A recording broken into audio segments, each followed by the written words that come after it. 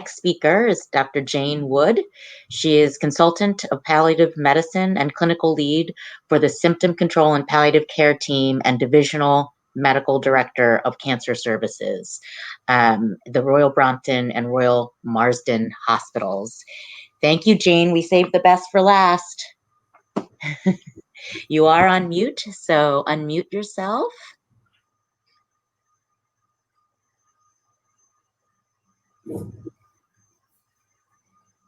Andre, yes, you can stop sharing. Sorry, I'm ready. Okay, thank you, Joyce. Goodness, so I mean, incredible presentations that we've heard so far. My task in the last 10 minutes is to talk a bit about end-of-life care. And I guess I should just pause slightly there to say, what do we consider as the period of end-of-life care?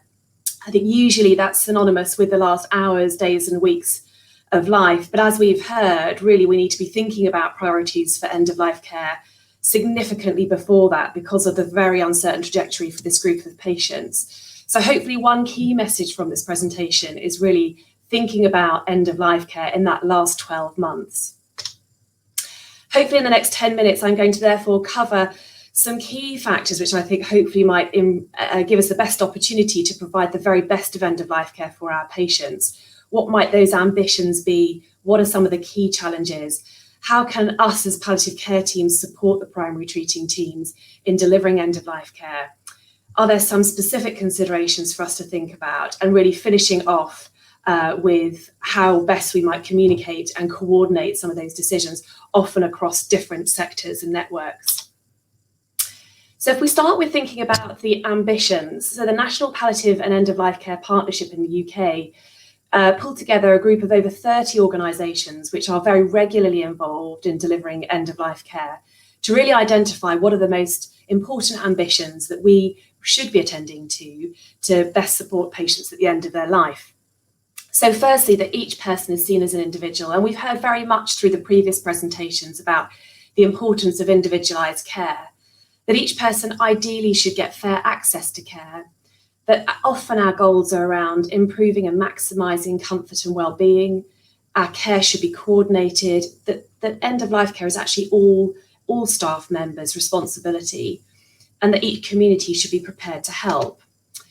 So what might be our principles for being able to support those key ambitions? Well, just as outside of the end-of-life period, really it's about reversing the reversible. And for those aspects of care that we are unable to reverse, that we should be palliating them and optimising well-being and comfort. And this is often essential to do that, is about optimising symptom control, not just on the physical level, but also the psychological, spiritual and social. We need to be identifying preferences and priorities. And as hopefully you'll see through my talk, and I think Joyce referred to it in talking about transplantation, that actually having early difficult discussions can hopefully help to simplify what probably will be difficult decisions later down the line. We should be conducting a holistic assessment of needs across all aspects of symptom control. Critically, communication should be open and meeting the information needs of patients and those closest to them.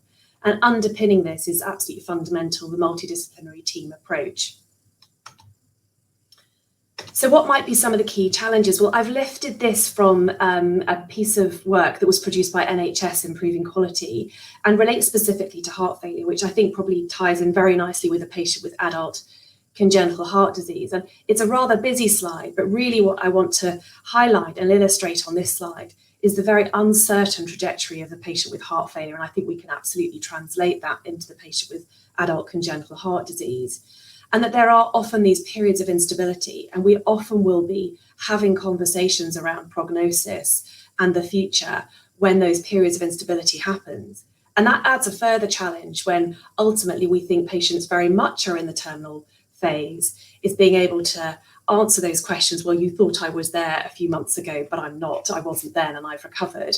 So this all poses quite significant challenges for us in terms of not just predicting prognosis, but identifying that last 12 months and being able to open up those conversations to be able to best support patients and those closest to them as they progress through this pathway. So how might we be able to help ourselves identify the last year of life? Well, there are probably some key scenarios which hopefully might be triggers for us to start thinking around having those open conversations. Advanced, progressive, incurable diseases, an observation of general frailty and coexisting conditions that might mean we wouldn't be surprised if the patient was to die in the next 12 months. And of course, there are often in this group of patients sudden catastrophic events, or we know patients are at risk of dying from a sudden acute crisis. And how might we be able to help ourselves further? Well, absolutely engagement with a multidisciplinary team.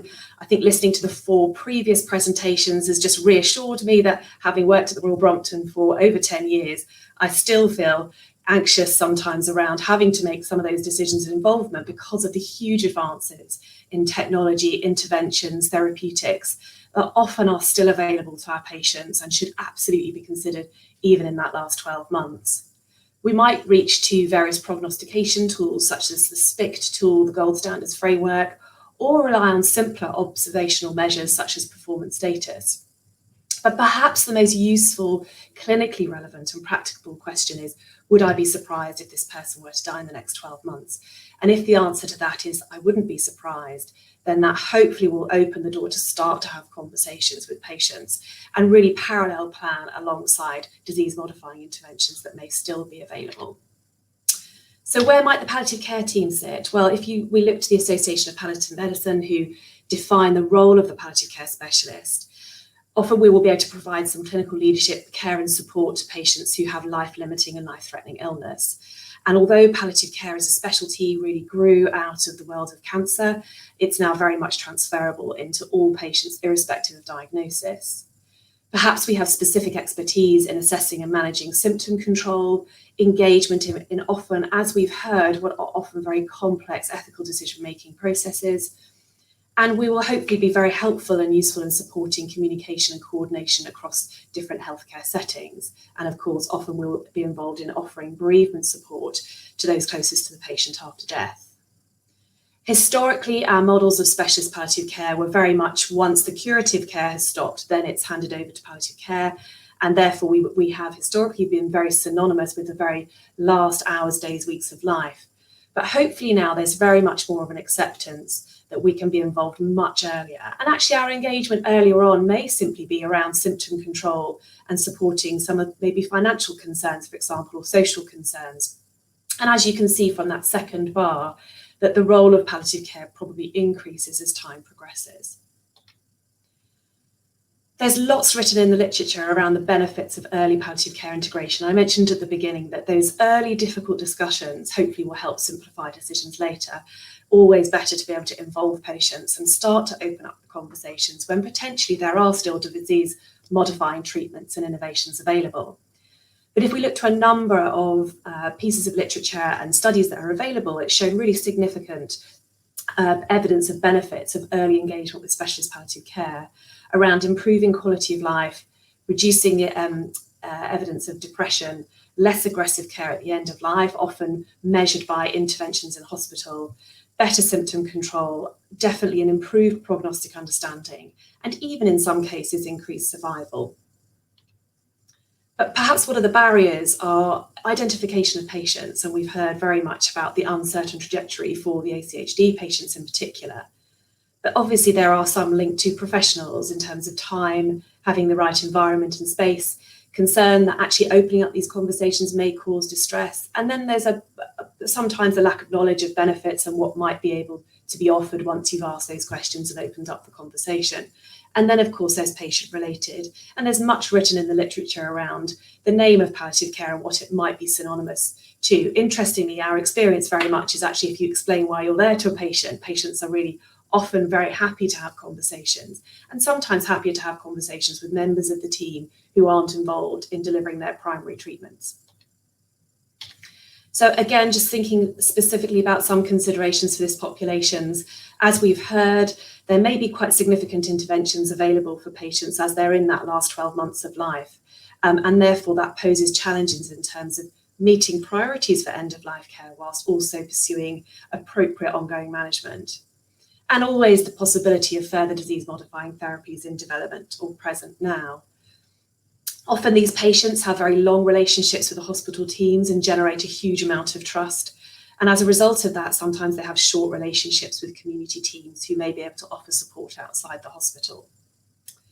And then in terms of the DNACPR decisions, there's a specific consideration in the end of life. So challenges to this, again, are around difficulty in predicting prognosis, recognizing when terminal events are happening, often high expectations from patients. They are often very well versed and very well informed around potentially some experimental therapies that are available, and so therefore come with very high expectations. And it's probably fair to say, as clinicians, we have high expectations of ourselves too. There may be many correctable, potentially reversible causes of the terminal events. And then there's the very difficult decision between patient choice versus medical decision. And just to finish up, in terms of communication and coordination, I guess this should underpin everything that we're doing, and actually having these early conversations, as I've said, can be really helpful, and especially with patients around managing further expectations regarding medical therapies, remembering that patients will now be able to access information from a whole host of sources, not just from their clinical teams. That actually talking about death, dying and bereavement can be minimally stressful with the right individuals involved and the right information to hand. And actually patients often find it very helpful to be able to talk about things that actually are concerning them, including their potential end of life. We must also remember, as Andre mentioned, that some of our patients have grown up knowing that they have a life-limiting illness, and so may have spent a lot of time thinking about it, even if not talking about it. And remembering that usually patients will want to discuss end of life with a member of the team that they feel closest to, and that might be irrespective of profession. And just thinking about how we can support our staff, I think it's fair to say that often we don't like to talk about dying and we feel uncomfortable talking about death. Often staff members have reported feeling inadequately prepared and have a lack of training, and therefore advanced care planning can sometimes sadly occur late in the disease process and make achievement of preferences and priorities harder to achieve. So the key features, remembering this is a voluntary process, we have to pace it right for the patient, and we have to be able to open the door, but be prepared that sometimes patients will want to leave it there for a moment. This is a discussion about future care between an individual and their care providers, and situations change, which may change their preferences again. It absolutely needs to be multidisciplinary, and we would always encourage early integration with specialist palliative care. And education and training underpins all, and sharing of appropriate information, liaising with our community services early so that they can be engaged and build relationships at an earlier stage. And critically is about documenting and sharing information, which must be regularly reviewed. And I'd just like to finally share a particular EPAC system which is rolled out across London called Coordinate My Care as an example of digital technology, which is an urgent care plan. It runs across London and can be accessed by all of those care providers who may need to provide input into a patient's care at home. So electronic solutions so that we can ensure information gathered is shared appropriately and in a timely manner to best meet patients' preferences and priorities at the end of life. Thank you.